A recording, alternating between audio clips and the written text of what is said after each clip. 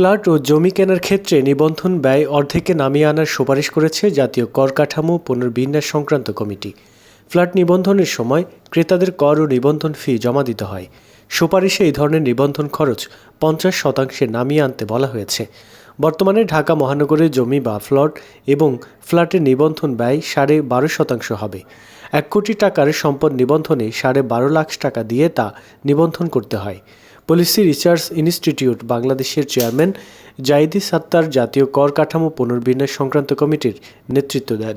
এই কমিটি প্রধান উপদেষ্টার কাছে প্রতিবেদন জমা দেয়। সেই প্রতিবেদনে এসব সুপারিশ করা হয়েছে। এছাড়া যে কোনো স্থাবর ও অস্থাবর সম্পত্তি উপহার দিলে বাজার মূল্যের 1% হারে কর কেটে রাখার প্রস্তাবও করা হয়েছে।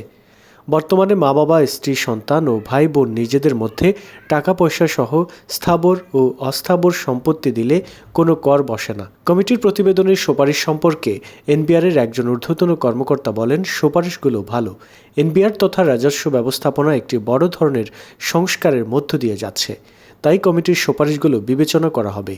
বর্তমানে জমি বা সম্পত্তি হস্তান্তরের উৎসে কর ঢাকা ও চট্টগ্রাম সিটি কর্পোরেশনে 5%, অন্যান্য সিটি কর্পোরেশন এলাকার জন্য 3% এবং পৌরসভা পর্যায়ে 2%।